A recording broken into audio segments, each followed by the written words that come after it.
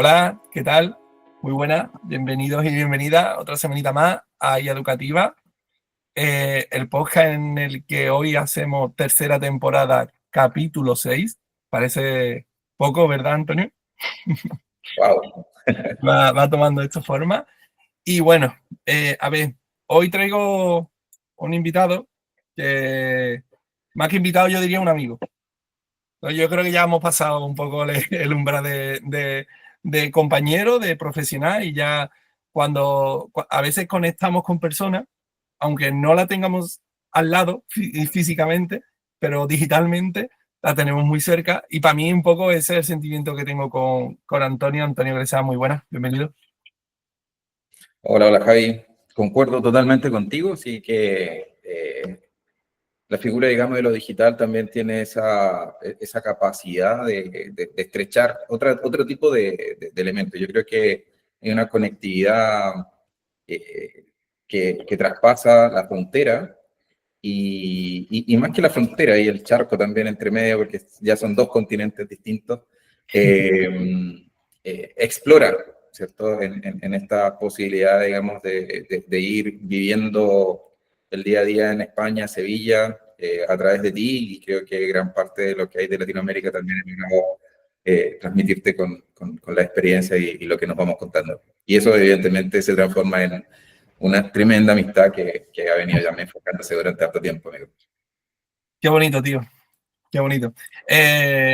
Bueno, lo mismo hay alguien por ahí que nos está escuchando en estos momentos y no sabe quién es Antonio González Gresan a los amigos. Así que te dejo la presentación a ti mismo. Cuéntanos un poquito quién eres y cómo has llegado hasta aquí. Buena pregunta. Gresan eh, es un curioso de partida, es un curioso que ha venido, digamos, generando mucha interacción desde los comienzos de mi carrera profesional. Partí siendo mesero y eso me cambió enormemente el mundo, porque tuve la suerte de trabajar en la capital del turismo en Chile, que es Viña del Mar, y obviamente interactuaba con muchos extranjeros. Y eso Wow. comenzó como efectivamente a generar una figura muy interesante en el contexto de lo que conlleva esta mirada desde el sur del mundo. Soy chileno, entonces el sur del mundo mirando hacia el contexto global. Y justamente las características del tiempo en que me tocó estudiar, estaba justamente Chile volviendo de un periodo de un gobierno militar llamado dictadura, que en el fondo cerró las puertas de Chile y estaba justamente en ese periodo de expansión. Me tocó justo vivir ese periodo que fue muy enriquecedor, ver en mi país desarrollándose. Lo comentábamos cuando estuve en Sevilla, apareció en una feria internacional llevando un iceberg y un montón de otras cosas que para nuestra generación fue muy bonito, porque efectivamente fue como, oye, estás al sur del mundo, pero puedes abrirte al resto. Y eso fue un poco lo que sucedió por allá en los años 90. Años en los que estudié, me formé, digamos, también como publicista, que es mi primera carrera inicial, con lo que contemplo, digamos, comienzo a trabajar justamente en el área de comunicación, en el área de diseño. Alcanzo a trabajar un par de años en agencias de publicidad, pero ya tempranamente, mientras estaba estudiando, también la curiosidad me llevó a conocer las herramientas digitales. Internet me rompió el coco, o sea, fue algo que efectivamente dije, oye, esto ya me puedo comunicar con mi hermano que vivía en Francia, y fue algo que de verdad hizo como boom. Recuerdo que la herramienta súper potente de esa época era ICQ, una cosa que fue mucho antes de Messenger, mucho antes de muchas otras cosas, digamos que era el WhatsApp de la época, Se y sigue que usando, ¿eh? necesitaba En tener, algunos ámbitos se sigue usando todavía, ¿eh? fíjate que esa tecnología ya dije, o sea, no, esto quiero aprenderlo, y justamente tuve la oportunidad de incorporarme a un equipo que era en el mismo instituto donde estaba estudiando, que era el Instituto Duoc UC, que es de la Católica en Chile, Y tuve la oportunidad de trabajar con un grupo multidisciplinario, éramos todos estudiantes, éramos muy jóvenes, digamos del área informática, del área electrónica, habían diseñadores, estaba yo como publicista, y comenzamos a desarrollar lo que en ese tiempo se llamaba la Unidad de Tecnología Educativa. Yo estaba en mi tercer año de carrera y me fui enganchando y claro, yo salgo a trabajar, pero a la vuelta de menos de 2 años en realidad, me llaman para reintegrarme ya como profesional a esta unidad. Y de ahí ya comienza ya mi vinculación directamente con la tecnología educativa. O sea, te diré que desde esa fecha hasta ahora ya llevamos más de 20. Llevamos de 20 años trabajando en eso. En la prehistoria de la tecnología educativa, cuando teníamos que escanear libros, cuando teníamos que ver cómo hacer estas figuras 360, cosas que eran como muy interesantes.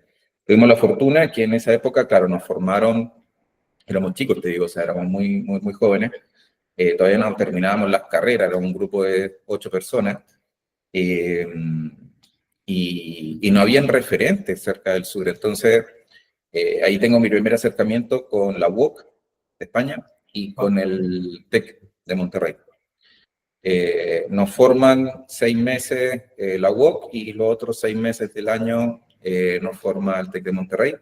Y así entonces se forma este grupo que prontamente nos transformamos en un grupo avanzado porque estábamos haciendo cosas muy interesantes. Lo más interesante de todo esto era que no estaba pasando en la capital. Tú sabes que en los países en general, cuando la mayoría de las cosas pasan en las capitales, ahí es donde está la inversión, donde están un montón de cosas.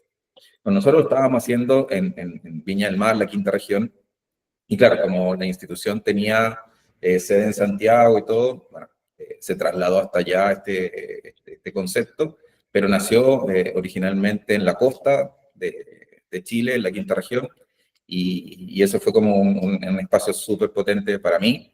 Luego ya de ahí me transformé ya, el contrato implicaba ser docente. Y ese fue otro gran reto, fue otro gran cambio.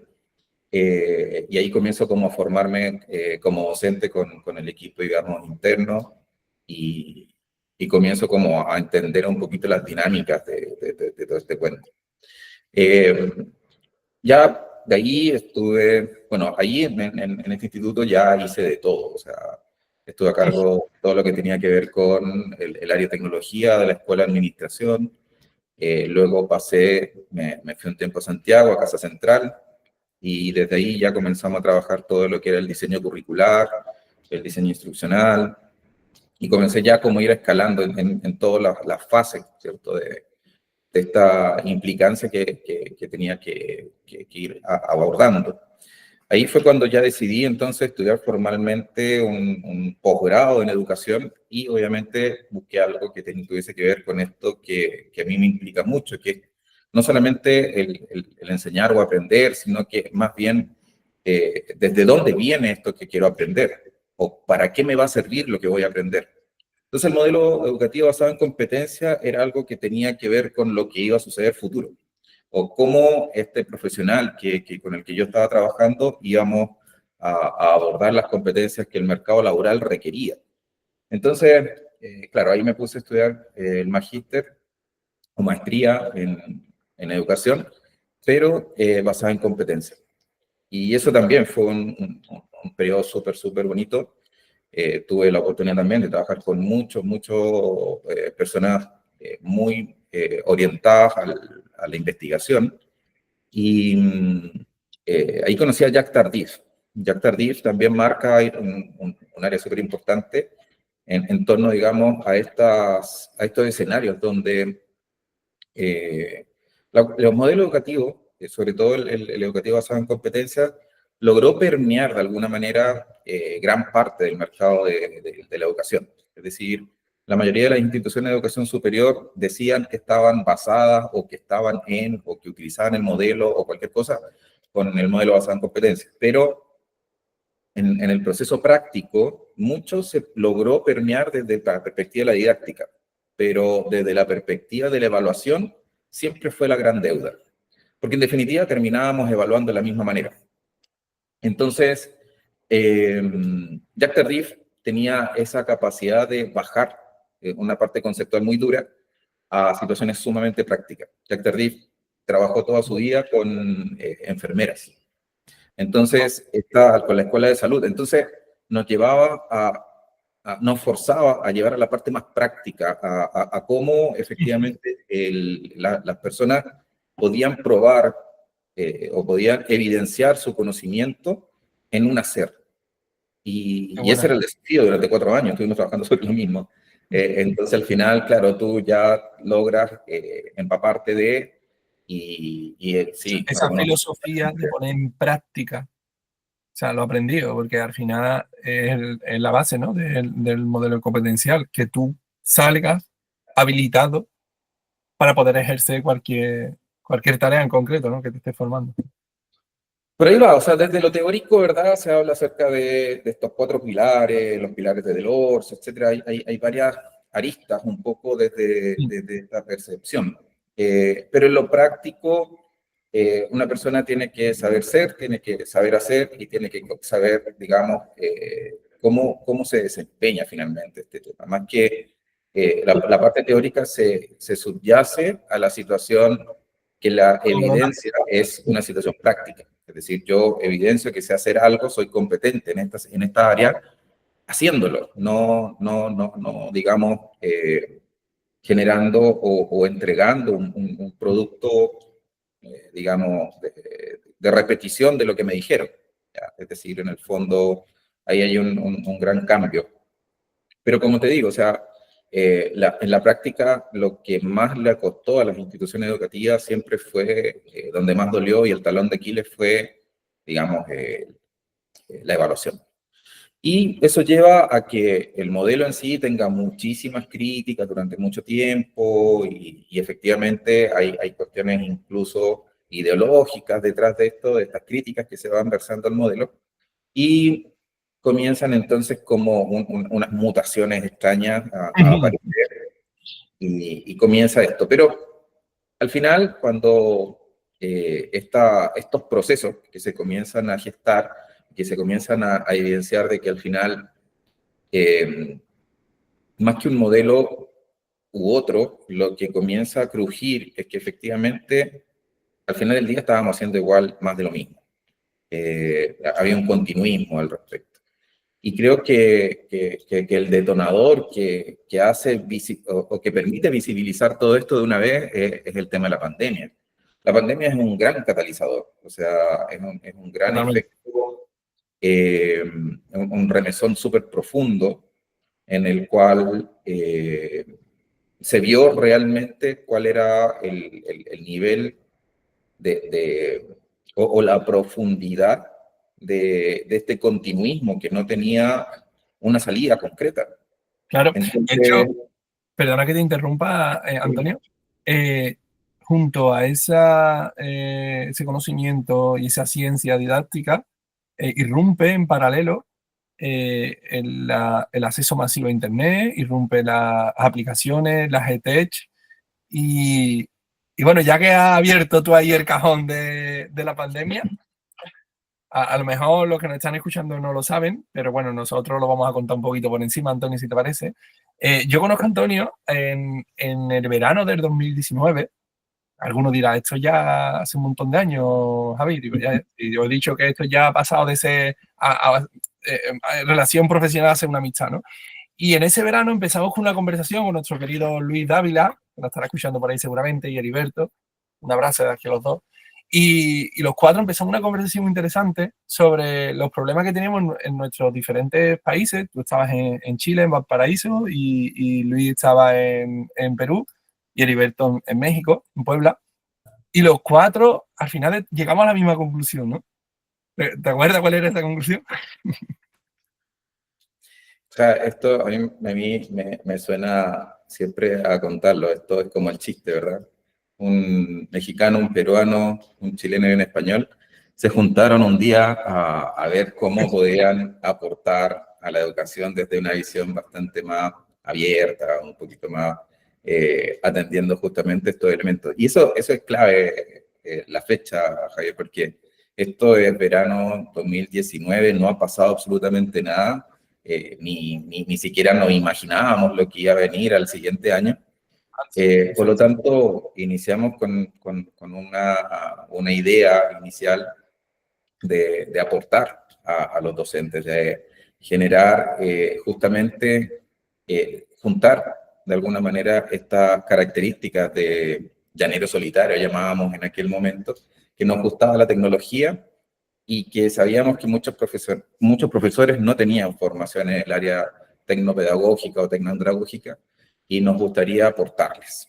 Entonces, a los cuatro nos fascinaba el uso de la tecnología, cómo la tecnología permitía habilitar ciertas metodologías, y así comenzamos como a darle vuelta a esto hasta que efectivamente comenzamos a iterar y a probar algunas de las propuestas que estábamos generando en ese entonces. O sea, la idea básica era contar, y yo recuerdo con mucha, digamos, inocencia, por así decirlo, porque estábamos esperando trabajar con 10 profesores para hacer un pequeño piloto y aportarle a ese Bueno, número, yo que te era un poco recuerdo lo que que 10, esperábamos. 10 era éxito para nosotros.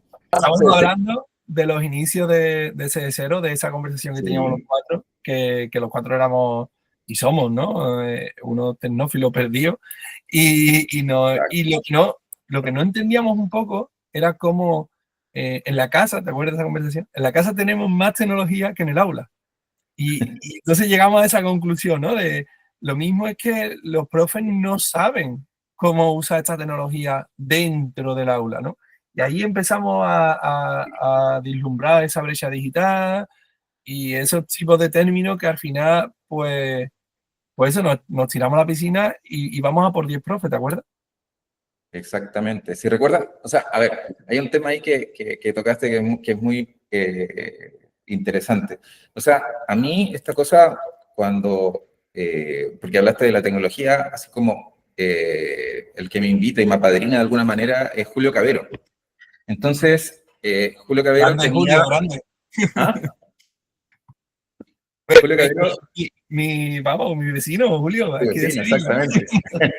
Julio Cabero siempre va a Chile, etcétera, etcétera. Entonces, como que a él me lo presentó un colega de la Universidad del Paraíso, donde yo trabajaba antes, y me acuerdo que él me propone escribir algo para el siguiente congreso que venía de DUTEC. Y yo no había escrito absolutamente nada más que tutoriales, manuales y formatos técnicos, que era lo que llevaba un poco en ese tiempo. Y uno que otra cosa que eran terminadas con el tema como gráfico y publicitario, pero así como más científico, no he escrito. Entonces fue un bonito desafío. Y la verdad es que, claro, el escrito, él me ayudó, luego me ayudó a corregirlo, aprendí un montón con él. Y comienza esta figura un poco de entender la figura de los cacharros, como él le decía. Y que a mí no me hacía sentido, porque yo no sabía que los cacharros en Chile era como basura, es como, digamos, Claro, claro. cuando tenéis un Aquí, cuarto, digamos, y en otro baldío, sentido, lleno de cosas, exacto, en Sevilla y en eran los Andalucía. cacharros, era como elementos cachureos también le decimos, o sea, cosas que no estáis ocupando y que las vaya a dejar en ese cuarto y ahí están. Entonces, no me hacía sentido y me acordaste mucho esa palabra, ese concepto. Bueno, él después de ahí se da el Congreso de UTEC y luego con él tengo la oportunidad de viajar a Panamá y ahí ya comienza este tema de abrir un poco, salir de la frontera, entender un poco en qué estábamos circunscritos. Llego a Panamá y tengo la oportunidad de recorrer de costa a costa, es decir, desde el Pacífico al Atlántico, en un país angosto, pero dando charlas y seminarios en torno a esto. Una invitación muy bonita que recibí de Ángel. Ángel es un profesor que financió todo esto, que él, en el fondo, el doctor Ángel de ICEFORP, así se llama su instituto ahí en Panamá, y nos invitó a 6 personas con una consigna muy, muy bonita, y que él le gustó justamente este material que yo presenté, que te comentaba para ese congreso de UTEC. Él me vio en Santiago, Chile, y me hace la invitación porque a las 8 personas que nos invitó, él dice, yo quiero mostrarle esto que pude ver en el mundo, se lo quiero mostrar a mi gente en Panamá. Qué Y bonito. desde esa perspectiva nos invita a 8 personas de distintas áreas, todas vinculadas de alguna manera a la tecnología educativa, pero está Julio Cabero, está Rubí Valencia, hay 2 colegas de las neurociencias, Wow. Héctor y así, en fin. La cosa es que se da este espacio y al año siguiente yo dije, yo también quiero ir al siguiente EduTech, en el año 2019. Y ya ahí ya me picó el bichito, ya comencé como a tener un poquito más de roce en el contexto más latinoamericano. Y el siguiente era en Lima, Perú. Wow. Lima, Perú. Entonces, ya hice todo lo posible por ir. Era una fecha súper, súper complicada porque en Chile estábamos con un proceso, digamos, social distinto a lo que venía haciendo. Se genera este como estallido social. Empieza la revuelta, ¿no? Exacto. Entonces, el Congreso topaba justamente un poco con esas fechas. Wow. La cosa es que se arreglaron ciertas cosas, nos ordenamos un poquitito también y finalmente fui.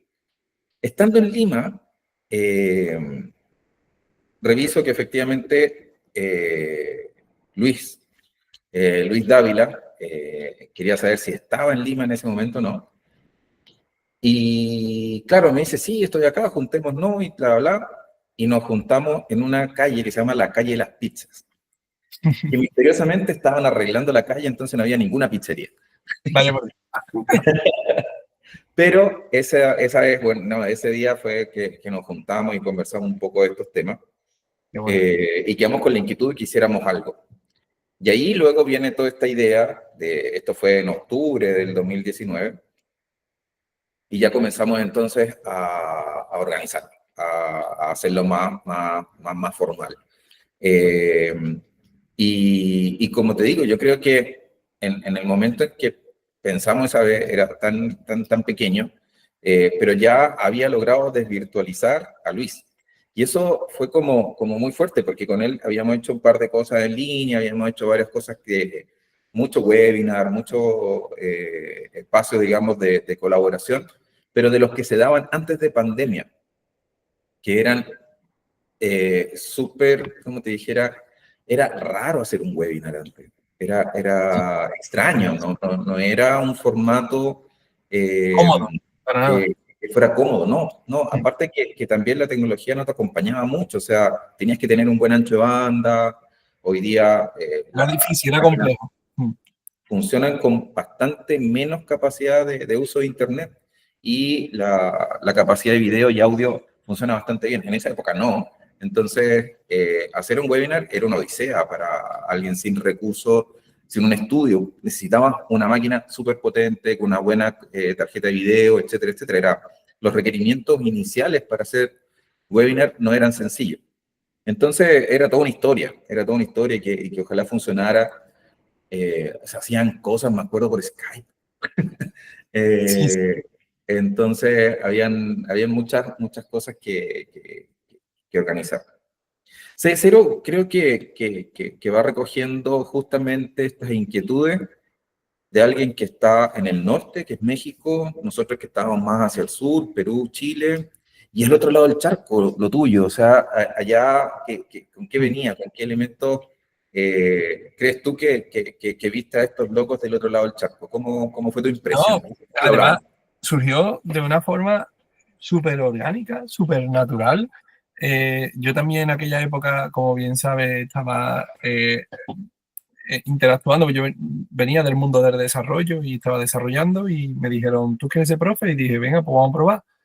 Y, y justo estaba en esa etapa en la que tenía 2 jefes, jefe de desarrollo y jefe de docente, ¿no? Académico. Y claro, yo veía que teníamos esas herramientas en el ámbito del desarrollo y las usábamos, ¿no? Usábamos las conferencias, trabajábamos en algunos momentos en remoto. Estamos hablando de verano de 2019, o sea, es que todo esto para que los chavales que nos estén escuchando ahora sean conscientes de lo duro que era, o sea, el hacer una simple videoconferencia o el por qué era necesario hacer un manual para aprender a usar Google Meet, ¿no? O Teams. Entonces, en ese entonces, el sentimiento de género solitario era muy evidente, era muy evidente. Entonces, en cuanto, yo creo que en las primeras conversaciones de estas de mucho rato que tuvimos, salió a la luz de que teníamos un sentimiento común en 4 lugares diferentes del planeta, 4 culturas distintas, pero con el mismo fondo, ¿sabes? Entonces surgió natural. Y entonces, como también los 4 somos de no estarnos quietos, pues dijimos, vamos a hacer algo, ¿no? Y así, o sea, de esa, lo típico de tú no eres capaz, súbetame el cubata, ¿sabes? Aguántame esto que voy para allá y con cada uno con nuestro acento, cada uno con nuestras experiencias y con nuestro bagaje, le echamos valor, empezamos a dar los primeros pasitos buscando a ver si había alguien más como nosotros ahí, en el otro lado. ¿Y qué te parecía la respuesta al principio? Cuenta, cuenta. Sí, bueno, eso fue claro, un temazo atender justamente que nos sentíamos igual. Yo creo que eso fue un tema que terminó de fundir este proyecto y que para mí hoy día me gusta mucho llamarlo como un movimiento, porque sigue existiendo para mí.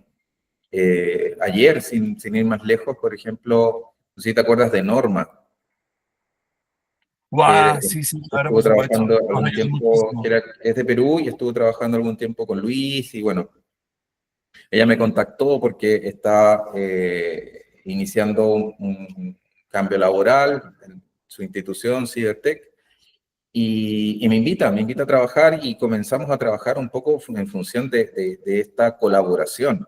O Qué sea, bonito, qué esta bonito. red, este proceso de networking, de unir justamente a las personas que nos interesa el tema de la tecnología educativa, fue un sentir, yo creo, muy poderoso. Eh, como hablábamos recién, ¿cierto? El 2019, recién nos estábamos dando cuenta de esto, empezamos a diseñar un formato, Luis apareció, recuerdo, con algunos materiales para compartir con los profesores, pero llegamos a este diálogo, a esta conversación, más que un modelo educativo tradicional, lo que estábamos buscando era este espacio de conversación, de diálogo, de uno a uno, como el peer-to-peer, ¿verdad? Que en el fondo pudiese tocar esa sensibilidad que el modelo educativo de pronto, o los diseños más formales, eh, estructuran tanto que no colindan juntamente con este ser humano que está del otro lado y que tiene otros intereses y que de pronto no son atendidos por lo que yo creo que tú debes saber, pero no me interesa mucho lo que tú quieras aprender. Entonces, esa dicotomía y ese divorcio, creo que todavía existe, pero en ese entonces éramos lo que queríamos soslayar.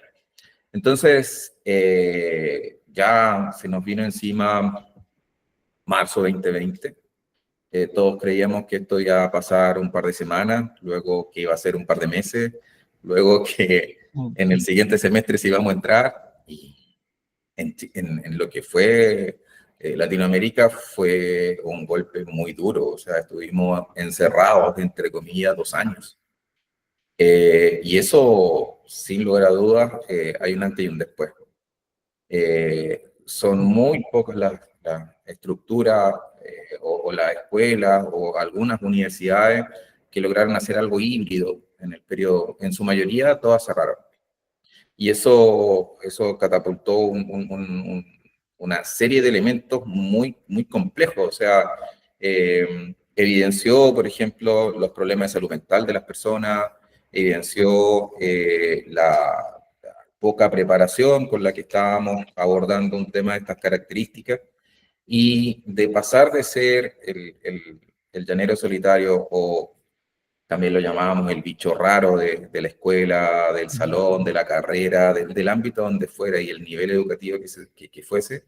Este bicho raro era el que ayudaba a los profesores con la presentación, era el que encendía el data cuando el resto no sabía, el que lograba conectar la impresora, el que lograba hacer todas estas cosas como técnicas y que eran un poquitito vistas como de segundo nivel. No era bien visto, entre comillas, ¿cierto? El técnico dentro del ámbito educativo. Y ese sentir ya no era de 4, ese sentir comenzó, incluso yo recuerdo que llegamos a tener 200, Javier. Eran Wow. 200 personas que tenían exactamente el mismo sentir pero en distintas latitudes, en distintos lugares, y pese a que eso podría haber significado tener algún atisbo de resentimiento, era todo lo contrario. Era, no, o sea, juntémonos para ayudar a todas estas personas que hoy día lo necesitan, hoy día lo requieren. Y fue un 2020 muy bonito, porque efectivamente fue cuando comenzamos a trabajar internamente, nos preparamos nosotros, nos íbamos conectando con profesores de nuestras instituciones, luego abrimos a que ya no fuera solamente nuestras instituciones, fuera gente que viniera de cualquier lugar. Y ahí comienza esta parte como a vincularse, digamos, con las necesidades reales que se estaban dando en ese momento. La informalidad creo que permitió justamente eso, porque necesitábamos modelos más flexibles. Y creo que hasta el día de hoy se van requiriendo mucho de eso, de la flexibilidad que te permite estos modelos informales. Al final del día, la formalidad también requiere cierta rigurosidad para que sea sustentable. Te Cuando restringe hablamos demasiado en de el nicho, proceso. pero esta otra parte también, ambas figuras, tanto lo formal como lo informal, entre comillas, pueden coexistir. Y creo que eso fue, y es, creo yo, hasta el día de hoy, una de las cosas que demuestra CD0. Como te digo, hoy día me contactan mucha gente, aún por lo que se generó en ese contexto, por ese networking que de alguna manera logramos desarrollar y atender justamente eso. Yo creo que hoy día, después de la vuelta en el 22, que para mí fue como un poco triste, porque de todo el esfuerzo de pasar de ser el de la esquina, pasamos a tener el foco encima, todos los que nos dedicamos a tecnología educativa, pero ya el 2022 como que la escuela comenzó a volver, la universidad comenzaron a volver, etcétera. Y en vez de decir, oye, aprendimos tanto en estos 2 años, hagamos que esto se transforme en un acomodo del modelo educativo, hagamos que esto se transforme en una investigación y los resultantes tomémoslos como en consideración para hacer algo más. No pasó nada de eso. O sea, si pasó, pasó muy poquito. Pero en la gran mayoría fue como, ya, apretamos el botón rojo y volvemos al 2019 porque ahí nos quedamos y olvidar todo el aprendizaje digital que se generó en ese entonces. Yo creo que mucha gente, a fuerza, es verdad, pero se alfabetizó Sí, sí, digital. hubo, eh, o sea, perdona que te interrumpa, No, pero es un hubo diálogo. una alfabetización digital que nosotros no hubiéramos en la vida imaginado. O sea, cuando comenzamos todo esto, cuando se lo comentamos a los primeros 10 profes y los 10 profes nos dijeron, me cuadra, me apunto. Y cuando se lo comentamos a los otros 5 o 6 que vinieron detrás y ya éramos 20 y tantos y empezaron a decir, oye, nos cuadra. Y de buenas a primeras nos dijeron, cada uno a su casa y apañároslas como podáis. O sea, es que este hecho, no menor, creo que fue lo que tú comentas de ser perfiles aislados a ser perfiles necesitados. Y bueno, hacer un pequeño, antes de seguir con la reflexión futura, si te digo algunos nombres, yo espero que no se me enfaden, pero ¿qué decimos de Carlos, de Carmen Huiza? ¿Qué decimos de Claudia? ¿Qué decimos de Federico, de Paqui, de Grecia, de Guillermo, de Jordi Pozo, de Jordina, de Mar, de Margarita, de Marisa? Tío, te está emocionando, ¿no? O sea, es que Wow.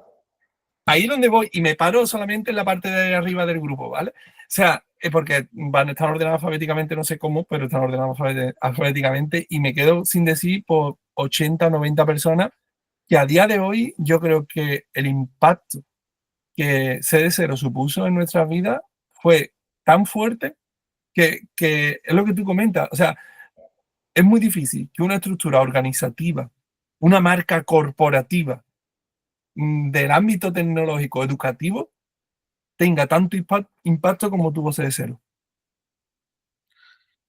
Sí, bueno, la figura del impacto creo que la estaba guardando para la segunda parte, pero me calaste hondo con los nombres. O sea, la verdad es que nombrar a los integrantes, los que movieron mucho esto, me quedo corto, o sea, lamentablemente me faltaría tiempo para poder nombrarlos a todos y Puedo tendría seguir, que puedo ir seguir, también pero a buscar acabamos todo el episodio, ¿eh? la planilla. No, Yo creo que los créditos de este video deberían pasar todos los nombres de ellos, por favor.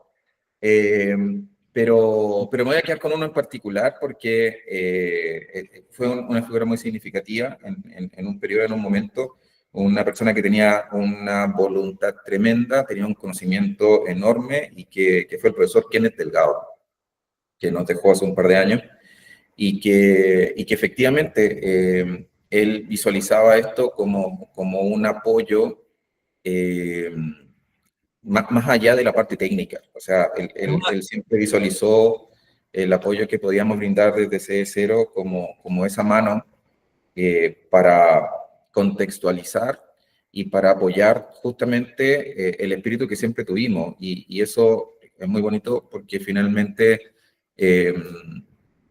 lo que él reflejaba en esto era precisamente el evitar, ¿cierto? Generar aún más brechas dentro de lo que ya existía. Y que hay gente que está outsider del sistema gracias a que no tenía la cercanía de estas posibilidades.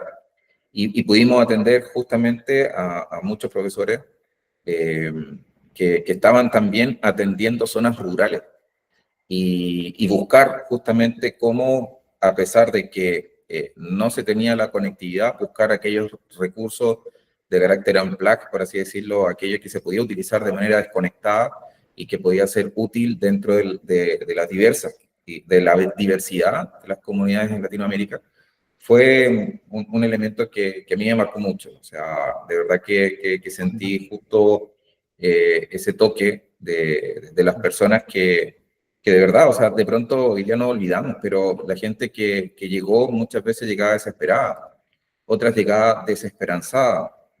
A mí me tocó, digamos, hablar con profesores que dijeron, no, yo esto ya no es para mí, yo voy a jubilarme antes. Porque efectivamente veían que esto no paraba, que esto no terminaba el proceso. Y bueno, en el fondo la idea era invitarles, trabajar con ellos y animarles. O sea, la primera poción mágica que teníamos en este contexto era animarlos, era decirles, oye, no estás solo, oye, te ayudamos, te apoyamos, estamos escucharlo, contigo. al menos escucharlo. Y principalmente te escucho. O sea, creo que justamente ese fenómeno era, la docencia sufrió muchísimo en ese contexto, porque estabas en tu casa, en tu casa comenzaron a ver qué es lo que realmente tú hacías, la gran cantidad de trabajo que involucra ser docente, y que no es solamente que lo que se te ve en casa, que es preparar la clase y evaluar los trabajos, sino que también hay que dar la clase. Y lo desgastante que eso sitúa. Todas las profesiones, todas las personas tuvimos ese desgaste al interior de la familia, tuvimos un desgaste al interior de las relaciones humanas, tuvimos desgaste, pero yo siento que los profesores además tenían que ser suficientemente competentes cuando no habían sido preparados para ello y la sociedad les exigía. ¿Por qué? Porque los papás tenían que seguir trabajando o teletrabajando y tenían que conectar a los niños para mantener más o menos ciertas rutinas. Entonces, se cargó socialmente a la docencia de una responsabilidad que no le competía, que no tenía las habilidades suficientes para desarrollar el tema de sus clases y que hacía lo que podía con lo que tenía. Y eso, sin lugar a dudas, para mí me significa un recordatorio de que todavía estamos en deuda, un recordatorio de que pasó la pandemia, pero la pandemia lo que nos hizo fue ponernos un espejo al frente y decirnos cuál es la realidad que tenemos. Y sin embargo, cuando te digo que el 22 presionan un botón y volvemos al 2019 en muchas instituciones, fue real. O sea, ese desplazamiento del que veníamos los que nos gustaba la tecnología educativa, volvimos a estar al mismo rincón. O sea, usted váyase con su cacharros, como decíamos hace un rato, a su esquina y vea, porque nosotros vamos a volver a hacer clases de verdad. Eso es doloroso después de todo el esfuerzo que se dio durante 2 años de muchos profesores que capacitaron a todo su feudo, a toda su escuela, a toda su universidad, a toda su A las facultad. familias, a todos. Exacto. Entonces, el golpe fue muy fuerte de vuelta. O sea, fue un... aquí no ha pasado nada, volvemos a hacer lo mismo de siempre. Un rebote duro, ¿no? Un rebote duro. Y fue catastrófico. Yo siento que fue catastrófico porque pudimos, ahí desaprovechamos otra nueva oportunidad. O sea, preparémonos para desarrollar bien las competencias digitales, hagámoslo un poquito más formal, comprometámonos con estos ejercicios, veamos que efectivamente impacte a la familia en el caso escolar, a la investigación en el caso de la universidad, para conectar de una vez por todas con el sistema escolar completo. No hicimos eso y se nos vino la segunda ola, la inteligencia artificial generativa a finales del 22. Wow. Entonces, el escenario de verdad siempre ha sido dificultoso para el ambiente educativo, porque no terminamos de subsanar esa figura que nos sucedió durante la pandemia.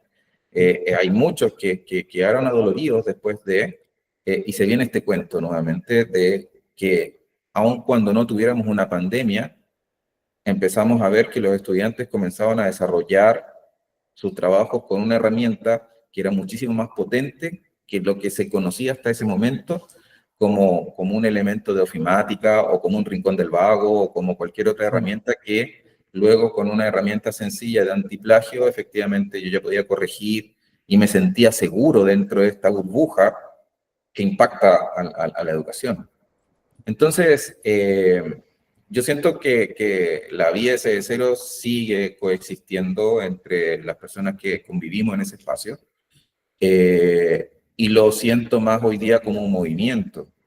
Por eso te decía hace un rato, o sea, cuando me llama Norma, que hace tiempo que no conversábamos, me dice, ¿me ayudas a motivar a los profesores que estamos en esta otra?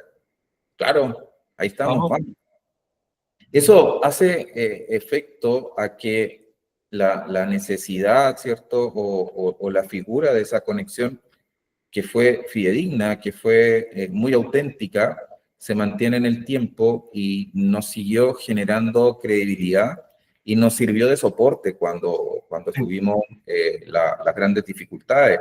A nosotros también, nosotros mismos no sabíamos cómo atender muchos de los casos que eran súper, súper, súper fuertes. No vamos a declarar cada uno de los casos que atendimos, pero No.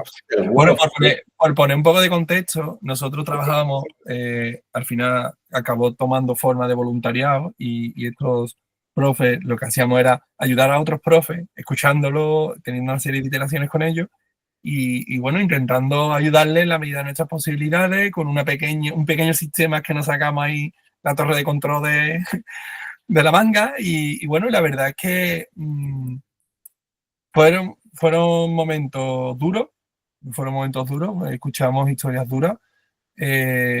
Mm, quizá, ya te digo desde ya, Antonio, que esto va a tener una segunda parte, porque las otras cuestiones ahora las vamos a ir concretando por encima, pero hay que hacer otro episodio, ¿vale? Pero creo que hemos tocado en un punto importante, que es que podemos hablar de muchos casos, tío. Podemos hablar de Paqui, podemos hablar de... Podemos hacer un capítulo completo con todo, yo creo. Sí, podemos hablar de Carmen, podemos hablar de muchísimos compañeros y compañeras que además, y ahora por esto lo hilo, hemos visto cómo hemos ido evolucionando. O sea, hemos visto cómo hemos pasado por uno de los momentos más complicados de nuestras vidas, si no de los que más, profesionalmente hablando, personalmente hablando, y cómo lo hemos superado con esa pequeña red de apoyo que hicimos. Y creo que ahí te di totalmente la razón, que eso fue una ola, eso fue un movimiento que nos ayudó, esos puntos dispersos nos cohesionamos y conseguimos cosas muy chulas. Entonces yo también lo recuerdo con mucho cariño y pienso igual que tú, que es un movimiento que está ahí, que estuvo en su momento un punto álgido y que cualquier compañero de CD0 que nos esté escuchando ahora, que lo moveremos un poquito por ahí para escuchar feedback y retroalimentación, seguro que lo recordará con cariño. Y ya paso al siguiente punto, que creo que es bastante interesante, que es qué pasó después y cómo fuiste en tu caso, ¿vale? Porque te estoy entrevistando a ti, es decir, no quiero hablar ya más de mí, quiero hablar de ti. ¿Cómo fue tu evolución? O sea, ¿qué pasó después? ¿Cómo te surge esa oportunidad en ese sitio tan bonito en el que estás? Y un poco cómo vas encajando las piezas y sigues armando ese puzzle tan divertido que tienes ahí entre manos. Pues sí, o sea, efectivamente es el durante y es el después de ese cero. O sea, en el durante tuve la oportunidad de seguir trabajando muchísimo e investigando mucho en estos temas, precisamente por justamente lograr escuchar. O sea, efectivamente la escucha activa me permitió identificar cuáles eran dolores reales, no dolores formativos, sino dolores reales respecto de incluso el deseo formativo.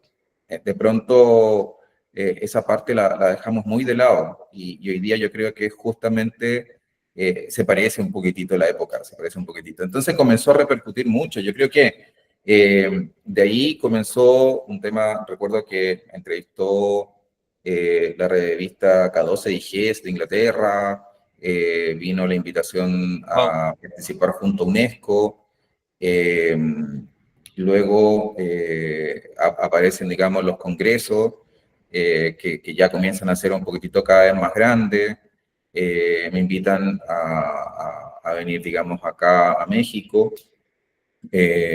y comienza a repercutir esto que venía yo trabajando mucho más fuerte acá en México que incluso en el Cono Sur. Y eso fue muy misterioso para mí, porque en realidad yo no conocía más de México que ciertas postales y cierta información que, digamos, conocía, digamos, por cultura general. Pero comienza entonces a conectar estos intereses, esta curiosidad, y estos ámbitos formativos y esta propuesta que conllevó un poco C0, que era justamente esto de desestructurar, ¿cierto?, la formación docente. Y eso O sea, fue... de construir para construir, ¿no? Exacto, o sea, es que la revista, ponte tú, tuvo un impacto súper potente, o sea, la revista eh, apareció en distintos lugares, tuvo una muy buena distribución y eso me llevó a instituciones como el Politécnico Nacional de México, en algún momento estuve en la UNAM, otro momento estuve en la Universidad de La Guajira, eh, y con mucho ahínco buscar cómo investigar y procesar lo que se estaba viviendo. Eso comienza a ser como un elemento súper distintivo y lo que comienza como a florecer un poquitito más fuerte ya es esta conexión. Es decir, comenzar a generar networking para justamente atender estas oportunidades que se comienzan a desarrollar. Entre medio de eso ganó una beca, que es la beca de UNESCO, para atender todo esto desde la perspectiva de los recursos educativos abiertos. Y un poco la invitación y la beca viene un poquitito como a contar, bueno, oye, lo que tú hiciste ahí en CD0, cómo se puede aplicar, cómo se puede replicar, cómo puede tener un impacto en otros contextos.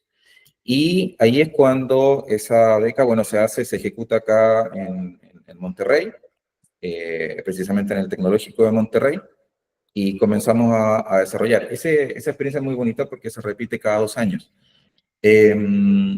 Y me tocó justamente vivir al 23. El 23 fue una experiencia muy bonita porque yo ya la conocía, había sido oyente en años anteriores, en años que había sido ponente del congreso que se hacía acá, que se llamaba CIE, ahora se llama IFE Conference, y después te cuento un poquito más de eso. Pero funcionaba como en paralelo. Entonces, es como un curso que normalmente se hace en 2 meses, se hacía en 2 semanas.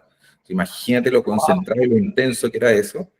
Pero además tú te sentabas a trabajar con gente de distintos países.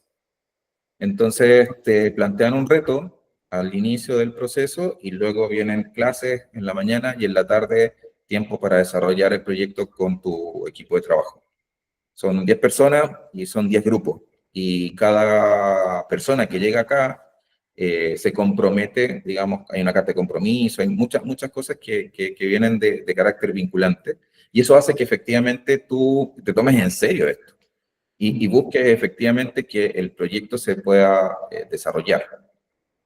Entonces, afortunadamente ese proceso se comienza a consolidar y ahí es cuando recibo ya una oferta, durante ese periodo que estuve con ese curso, una oferta, digamos, de carácter laboral acá en TEC Qué de bueno. Puerto Rico.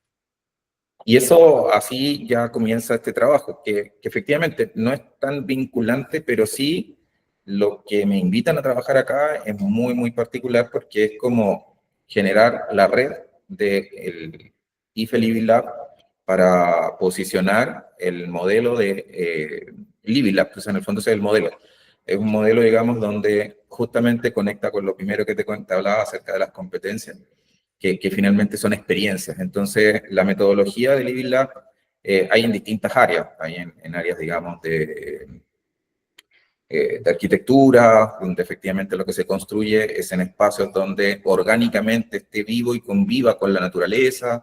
Hay otros que son más del área de medicina, hay otros que son más bien del área, digamos, como... De negocio, ¿no? Más de ¿Mm? emprendimiento, de negocio, de Sí, emprendimiento.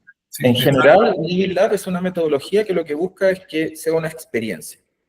qué En chulo. todo sentido. El turismo lo lleva muy bien, por ejemplo. El Wow. turismo trabaja muy bien este concepto de metodología Living Lab, aun cuando no se declara como tal, pero sí tiene mucho de eso. Entonces, esta era un Living Lab, pero con tecnología. Y la cuña central es como habilitar un aula que conviva, ¿cierto?, entre el uso de la tecnología, la mezcla de las nuevas metodologías y el redescubrimiento de cómo conectan las personas con estas tecnologías. Wow. Entonces, es utilizar una serie de tecnologías para abordar justamente esta como experiencia y transformar la data. Entonces, se utilizan diademas, se utilizan Es como una monitorización de. programas, un montón de cosas, de Wow. técnicas que no están dirigidas a la educación. Ojo con eso. Son herramientas que se esfuerzan de alguna manera a ser útiles dentro del contexto de la validación de esta tecnología. Entonces también tiene como esa función también, es decir, yo digo que realizo o genero una tecnología determinada que es la mejor tecnología para aprender a leer, por decirte algo. Bueno, ¿según quién? Según mi departamento de calidad. Ujú. Entonces, muchas veces los tomadores de decisiones, los profesores, los estudiantes, la familia, no saben con qué tecnología se están encontrando, si efectivamente esta tecnología puede terminar estresando a una persona, si esta tecnología va a capturar datos que tú no sabes que está capturando, etcétera, etcétera, etcétera, que van por todo el ámbito, digamos, de acción. Hoy día, HolonIQ propone, por ejemplo, ciertas taxonomías que ya categorizan los tipos de tecnología y cómo estas, de alguna otra manera, comienzan a colindar. Y eso para mí es un elemento súper interesante porque ahora además lo llevo al área competencial. Entonces, estas tecnologías me ayudan a desarrollar esta área de competencia digital y esta área de competencia de saberes de inteligencia artificial. Entonces, ahí hay un elemento súper potente donde efectivamente ya basado en muchísima más evidencia, estamos entregando un uso bastante más, digamos, adecuado en términos de cómo esta tecnología está impactando realmente, ese es el punto. Qué bueno. O sea, está en procesos de investigación súper punteros, tío. Acá, ¿Cómo hemos eh, acabado aquí, no? La pregunta, ¿cómo hemos llegado hasta este punto? Que me parece increíble, tío. Me parece increíble y no puedo más que darte la enhorabuena a ti y al equipo por lo que estáis consiguiendo. Y ahora que has comentado anteriormente, hablamos un poquito más cómo ha ido ese primer IFE Conference en el que ha formado parte activa de la organización y cuéntanos un poquito la experiencia y porque ya era un evento que se venía celebrando algo parecido anteriormente, pero había una pequeña transformación ahí, ¿no? O gran transformación. sí, este es un congreso que se fue posicionando ya hace 10 años, que tiene larga data, pero entre medio esto se llama CIE, que era el Congreso de Innovación eh, en- e innovación en educación. Ya no me acuerdo bien la sigla porque era el nombre antiguo. Y luego pasa a ser el IFE Conference. Entonces, el IFE Conference lo que comienza a promover es esto que hace el Instituto para el Futuro de la Educación. O sea, Wow, el Instituto para el Futuro de la Educación en el TECNET de Monterrey es un área multidisciplinar que actúa como un catalizador de lo que hace el Tecnológico de Monterrey. Entonces, de alguna manera, captura la información que está en el mundo, la procesa y la entrega a las escuelas de, digamos, del TEC de Monterrey. Y por otro lado, también lo que va desarrollando va potenciando también a otros nuevos productos. Acá, por ejemplo, hay áreas donde eh, se apoya, por ejemplo, para que el docente pueda desarrollar investigación.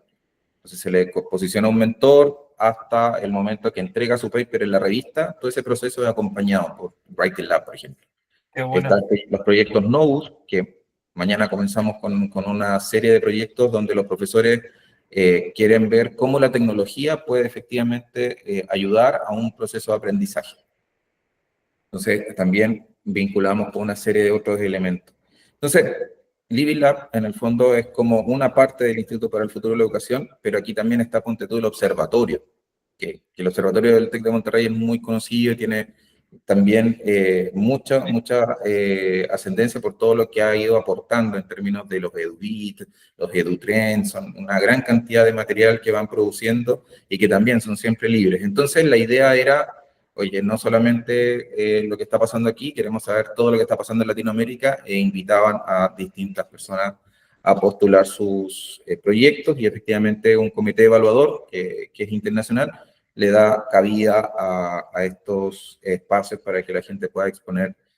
Y lo que pasa en general es como, wow, es bastante boom, porque el primero que yo viví lo viví como ponente, es decir, que mandé mi presentación, mi comunicación la investigación que estaba desarrollando en ese entonces en una universidad en Chile y que hablaba acerca de la, digamos, trieste mentalidad en el desarrollo de competencias digitales. Entonces, al momento que presento, estaba su gata Mitra en otro Wow. escenario y en otro lado estaba George Siemens. O sea, era una cosa así como, wow, o sea, como vivir ese tipo de experiencias, de verdad como que te van marcando un poquitito porque vas como conectando con estas personas que tú ves como en los medios, que tú ves que han ido desarrollando cosas y están allí y luego tú podés ir allá y preguntarle y, oye, ¿cómo hiciste esto? ¿Y cómo hiciste esto otro? Y uno ahí se da cuenta que efectivamente la gente que se vincula con estos temas es muy amable y muy generosa.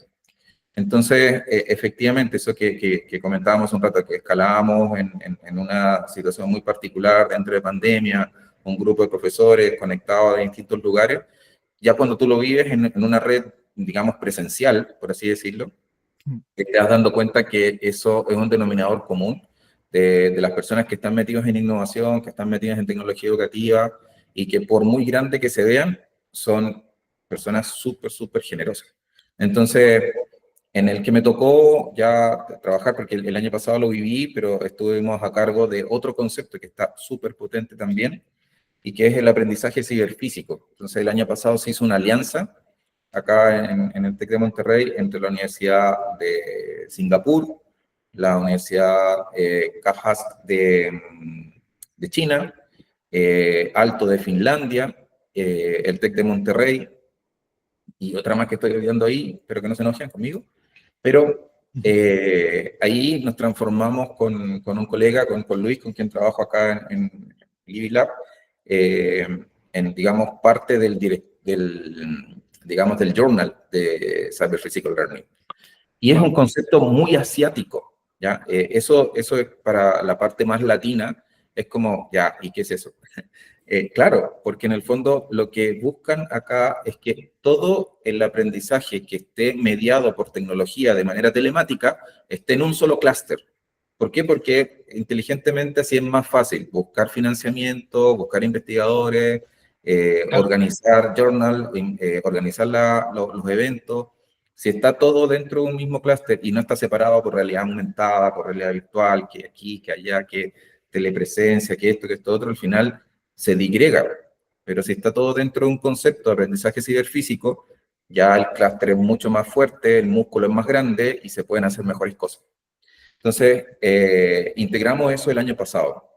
Y hoy día estamos trabajando, apoyando, digamos, a que más latinoamericanos puedan ir a Hong Kong el próximo junio a participar, digamos, del nuevo Cyber Physical Learning.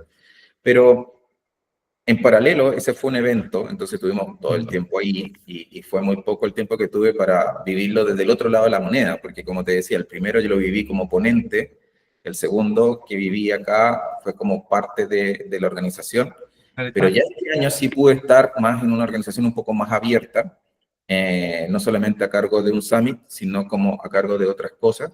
Tuvimos 13 presentaciones como equipo dentro del evento. Una de ellas fue la presentación del libro, estuvimos en varios paneles y estamos como generando instancias muy interesantes donde efectivamente invitamos en este caso nos acompañó Genially, nos acompañó Matific, nos acompañó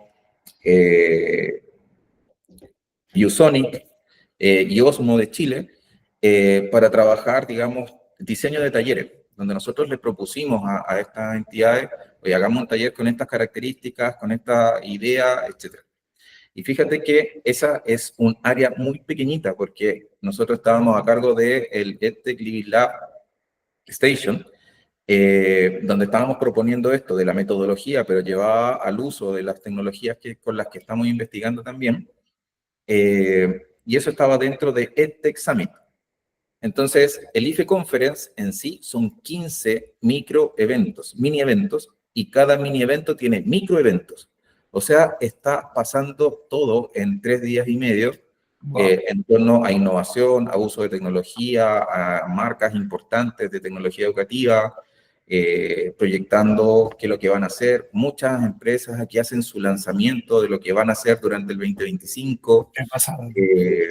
Es una cosa que Muy loca. no te alcanza Muy loca. de verdad que no te da. ¿Qué pasa, tío? Claro, así te llamaba yo en esos días y no me cogía el teléfono, normal. No, era imposible. Y luego yo te digo que sentí como una semana después de esto. Necesitaba viene descansar toda la figura de otra contacto. semana más, ¿no? Exacto, es que viene toda la figura de contacto. O sea, como en el evento está ahí en distintas cosas, la gente va tomando bueno, apuntes de tu QR, esto, otro, y fueron muchas videoconferencias que fueron buscando cómo conectar, cómo desarrollar cosas, y eso es súper beneficioso. Entonces, lo que te digo, o sea, de pronto se visualiza el TEC como una entidad súper grande, pero es una entidad grande porque también busca, como te decía, a través como el observatorio, que es la muestra fehaciente de que lo que investigamos se publica y es gratis, no va inmediatamente a recurso educativo abierto. Wow. Entonces, esa parte es súper interesante y cuando las empresas vinculan con nosotros, saben que efectivamente esto tiene una repercusión hacia la apertura del conocimiento. Entonces, hay cosas que movilizan cuestiones, por ejemplo, no sé, uno de los experimentos que desarrollamos con el MIT nos llevó a organizar, por ejemplo, cómo a través de la voz podemos identificar tipos de liderazgo dentro del trabajo en equipo a distancia. Wow. Y cómo podemos reforzar y fortalecer ciertas habilidades solamente desde la voz.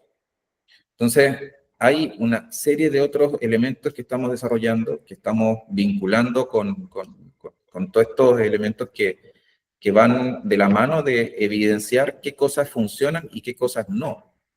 Y encaminar, por ejemplo, el trabajo que hacemos con las EdTech, con las empresas de tecnología educativa, es justamente identificar aquello que favorece el aprendizaje de tu herramienta, cómo lo puedes fortalecer, y también identificando el uso de estas herramientas en distintas universidades. No solamente nos quedamos acá, o sea, tenemos contacto con universidades en Ecuador, con Colombia, Chile, Argentina. Entonces, estamos constantemente desarrollando investigación en estas tecnologías, pero no solamente en estas 4 paredes, sino que lo estamos llevando. Por eso te decía que era un catalizador. Luego, todo ese conocimiento, ¿cierto? Se transforma en publicación, en desarrollo de paper o desarrollo de otro tipo de soporte, y eso queda dentro de digamos, la universidad. de la universidad, y luego esto sale hacia afuera nuevamente a través del observatorio. Entonces, es un círculo súper virtuoso en el cual nos vamos alimentando de toda la colaboración que vamos desarrollando y a la vez vamos catalizando este proceso o este aprendizaje también para disponibilizarlo a través del medio que tenemos más masivo, que son los amigos del observatorio. Qué bueno. Es un espacio súper, súper potente para desarrollar y para vincular con más áreas. Pondremos, para los que nos estén oyendo o los que nos estén viendo en YouTube, la web, pondremos los enlaces, tanto del IFE como del IFE Conference, de todo lo que nos estamos hablando, hasta de sede cero, ¿vale? De competencia Claro de sí. cero. Pondremos los enlaces ahí para que quien le apetezca indagar un poquito más, pues adelante. Entonces, para ir cerrando, Antonio, dos cositas. La primera, ¿cómo ves el futuro? Tremenda pregunta, señor. No dije en ningún momento que fuera a ser fácil esto. Bueno, pero como estamos en IA educativa, yo creo que lo primero que, como te digo, o sea, acá hay dos fenómenos súper importantes que hice alto hincapié en ellos. O sea, está el tema de la pandemia, para mí es como que efectivamente muestra que hay ciertas carencias, hay ciertas dificultades, hay también un problema de no acceso a esto, pero no a un no acceso tecnológico. Y es lo que me repercute también con el tema de la inteligencia artificial. O sea, ¿cuántos de nosotros sabemos hacer preguntas?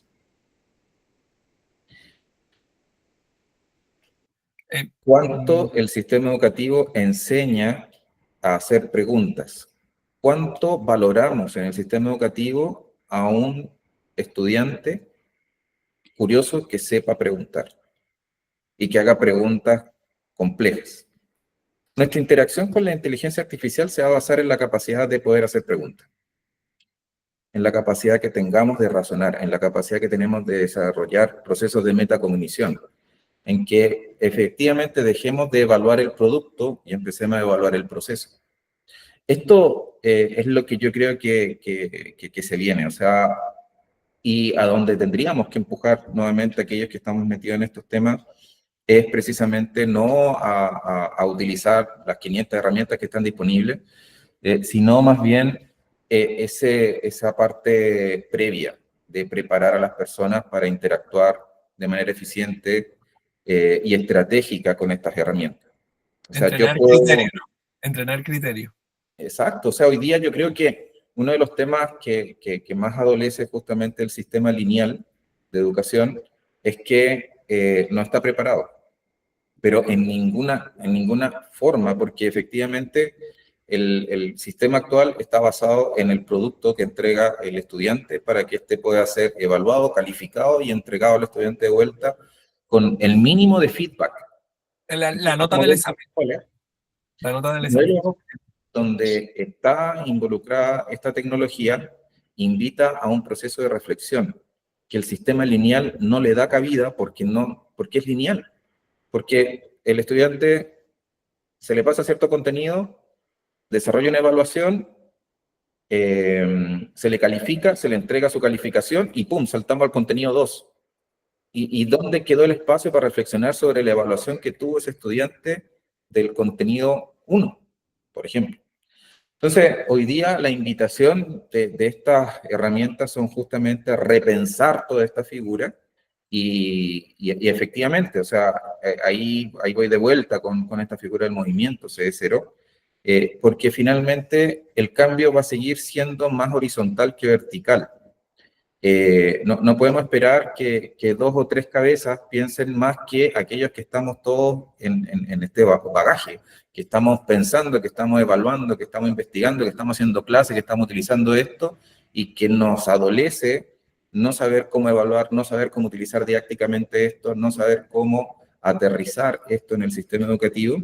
Y claramente vamos a necesitar más manos en esto porque no podemos dejar seguir acrecentando la brecha y efectivamente los movimientos de carácter más horizontales van a ser muchísimo más necesarios en este escenario futuro, porque además es tan dinámico, es tan orgánico estos cambios, que efectivamente, más que atemorizar, deberían estar brindando esperanza. Entonces siempre podemos mirar el vaso medio lleno o el vaso medio vacío. Y me gusta siempre mirarlo desde la perspectiva del medio lleno.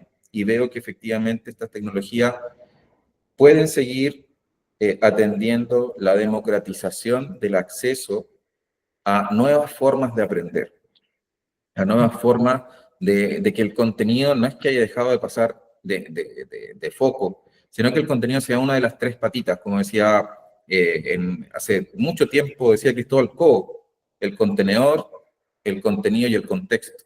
O sea, esos elementos pasan a ser hoy día más importantes que nunca, porque de alguna manera, para que se geste ese aprendizaje, tenemos que atender esos tres elementos. Fíjate que la mesa siempre ha estado coja porque el contexto en el sistema educativo no se toma mucho en cuenta. Y en el fondo, el escenario actual es justamente un escenario que ya está en un nivel de cultura digital bastante más consolidado. Y ya estamos conviviendo con esto. Entonces, ya es parte de nuestra vida. Nuestros niños de menos de 5 años conviven con estas tecnologías de manera transparente. Ellos no piensan si está o no está conectado, si está o no tiene inteligencia artificial o no. Simplemente experimenta el mundo con estas tecnologías como parte del escenario que le toca vivir. Entonces, de alguna u otra manera, cuando particionamos el mundo, lo que hacemos es no vivir la realidad del mundo. Y la realidad del mundo es efectivamente que hay una tecnología que tengo que aprenderla para sacarle el mejor provecho. Pero ¿cómo tengo que hacerlo primero? Bueno, aprende a preguntar, aprende a razonar, aprende el pensamiento complejo, comienza a pensar sistémicamente, comienza a pensar. Y esto es Aristóteles, esto es la edad antigua, o sea, no es nada nuevo. Esto es precisamente la figura socrática donde partimos, ¿cierto? Entendiendo qué es lo que es una cosa para poder darle cuerda. Y creo que definitivamente vamos a atender a resolver este gran problema que nos ha generado, creo yo, la etiqueta del nativo digital. Creo que es una de las dagas más fuertemente enterradas y clavadas en el sistema educativo, que hizo que, por ejemplo, los estudiantes ya no tuvieran clases de inducción. Hoy día a un chico tú le preguntas, bueno, ¿y dónde guardas los documentos? En la nube. ¿Y cómo está tu sistema de archivo dentro de? Tú le preguntas qué es lo que es hardware, qué es lo que es software. Elementos basales como que te permiten entender que la inteligencia artificial no es magia, sino que tiene elementos que conforman su estructura. Como decía Maturana, la única posibilidad que tengo yo de ser libre es ser capaz de desenchufar la máquina cuando ya lo necesite. Y si no sé desenchufar la máquina porque creyeron que era nativo digital, la máquina... Totalmente, totalmente. Y cada vez las máquinas son mejores. Y cada vez las máquinas dan mejores respuestas. Y cada vez las máquinas tienen una persuasión mayor. Y ahí tenemos que educar y formar a nuestros pequeños y a nuestros alumnos en ese entorno. Entonces, el prohibir, como muchas comunidades están llevando a cabo, no sé hasta qué punto es beneficioso, pero está claro que cuando sean adultos, o algo adolescente más bien, van a hacer un hiperuso de eso igual que lo hacemos nosotros. Entonces, al final, creo que ahí se nos abre varios melones más, que lo vamos a dejar para una segunda vez, que ya te estoy tirando el guante, a ver si podemos sacar otro ratito un poquito más adelante. Sé que estás súper liado y no voy a robarte más ni un minuto. Simplemente voy a leerte unas notas que he tomado rápidamente mientras hablábamos. Modelo competencial, creación de contenido científico, experiencia significativa, sentimientos y valores comunes, reputación y prestigio, ética y filosofía. Qué manera más bonita, tío.